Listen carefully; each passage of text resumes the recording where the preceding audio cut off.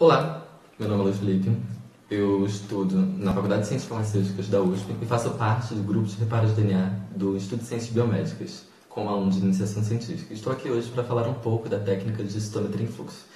Bom, a citometria em fluxo foi introduzida ao meio científico por Andrew Moldovan em 1934 e teve sua ampla utilização clínica na epidemia causada pelo HIV nos anos 80.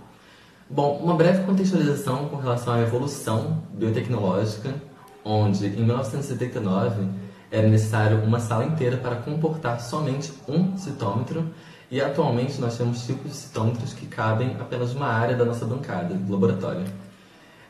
O princípio da citometria em fluxo se baseia com relação à dispersão de luz que é incidida em uma partícula. Essa partícula é normalmente uma célula que passa num fluxo contínuo numa matriz líquida e é medido principalmente dois parâmetros, a dispersão frontal da luz e a dispersão lateral. Quanto à dispersão frontal, ela mede o tamanho da célula, basicamente. E a dispersão lateral é com relação à granulosidade da célula, onde a gente pode observar nesse gráfico que o eixo Y é com relação à granulosidade e o eixo X é com relação ao tamanho. E qual é outro parâmetro muito importante na citometria em fluxo? É a fluorescência. A fluorescência é amplamente utilizada na citometria em fluxo pela utilização de fluorocromos, que são moléculas que, a partir de uma excitação no comprimento de onda específico, elas passam a emitir fluorescência, e essa fluorescência pode ser captada e analisada numa análise um pouco mais específica. Por exemplo, pela utilização de anticorpos, onde há a conjugação de fluorocromos a esses anticorpos. Qual é o passo a passo da análise da citometria? Primeiro seria conhecer qual é o citômetro que você está utilizando, pois nós temos diversos tipos de citômetro no mercado, e com relação aos comprimentos de onda que você vai precisar incidir sobre a sua amostra. Qual o comprimento de onda específico de excitação daquele fluorocromo que você está utilizando, qual o comprimento de onda de emissão que é necessário captar. Esses comprimentos de ondas se sobrepõem em algum lugar? Se houver uma sobreposição, a gente tem duas soluções para isso. Ou uma compensação, ou a utilização de marcadores diferentes para a nossa análise. Outro passo na citometria é com relação ao preparo da amostra. Esse preparo da amostra pode se dar de diferentes formas, onde uma mínima permeabilização celular pode ser utilizada para marcações mais intracelulares, ou até mesmo de amostras mais diferentes na análise clínica, por exemplo, como a análise de ossos, onde é necessário fazer um pré-tratamento muito grande para digerir totalmente a matriz extracelular dos ossos, ou na citometria que é feita com sangue, que é preciso fazer uma utilização de EDTA, por exemplo, ou citrato de sódio como agente anticoagulante, ou talvez um pré-tratamento com RNases, que é feito quando se dá a análise de DNA, e é preciso digerir o RNA para que não haja uma interferência nessa análise com relação aos ácidos nucleicos.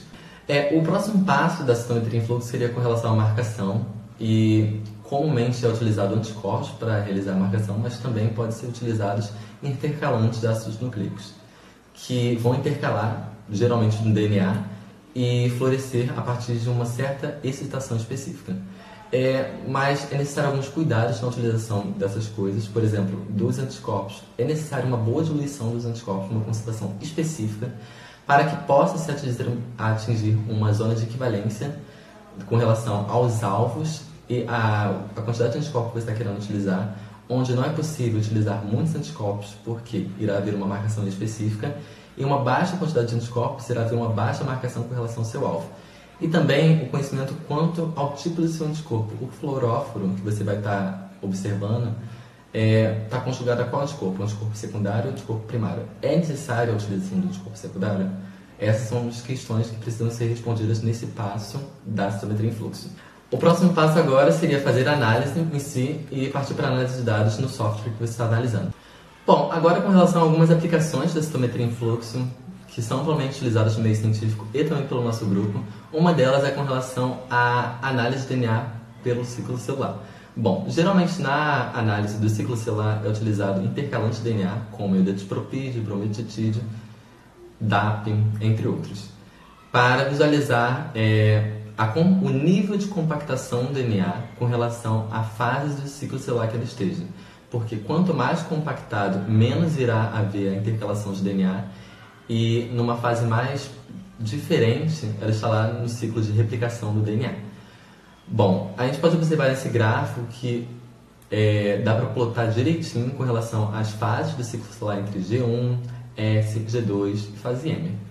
Outro parâmetro que a gente pode observar na análise do ciclo celular é com relação ao sub-G1, que seria uma baixa taxa de DNA na célula e a fluorescência vai estar baixa.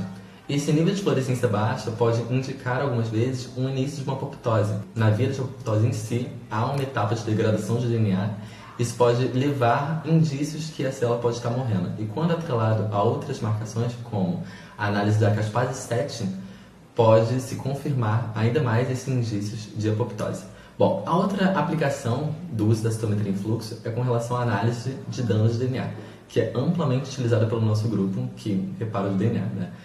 E um dos marcadores que nós identificamos nessa análise de dano são, por exemplo, o γH2AX, que é a fosforilação de uma proteína da família das histonas, que é fosforilada quando há dano de DNA. Quando é atrelado a outra submarcação, como por exemplo a proteína 1 de ligação da P53, carregam fortes indícios que houve uma quebra dupla, de fita dupla do DNA, que é um tipo de dano extremamente forte e extremamente danoso para a célula.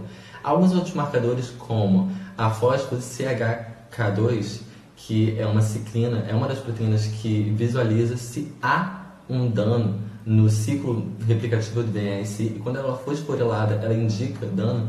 A última aplicação que eu vou mostrar aqui hoje é com relação à análise da viabilidade celular, onde é analisado com relação a algumas vias de morte da célula, apoptose, necrose. Isso é feito a partir da utilização de algumas enzimas, como por exemplo a anexina 5, que se conecta à proteína fosfatidilcerina, que tem seu sítio voltado ao meio intracelular, ela é uma proteína de membrana, e tem seu sítio voltado intracelularmente. E quando a célula está iniciando sua apoptose, ela tem seu deslocamento extracelularmente, e a anexina consegue se conectar. Se conectando a ela, a gente diz que a célula está pró-apoptótica, e quando há a formação de poros na membrana, e pela utilização de outros marcadores como o iodeto-propítio, a gente pode ver também a intercalação do DNA. Enquanto a gente atrela a intercalação do DNA e a marcação de membrana da fosfatidilcerina, indica uma célula de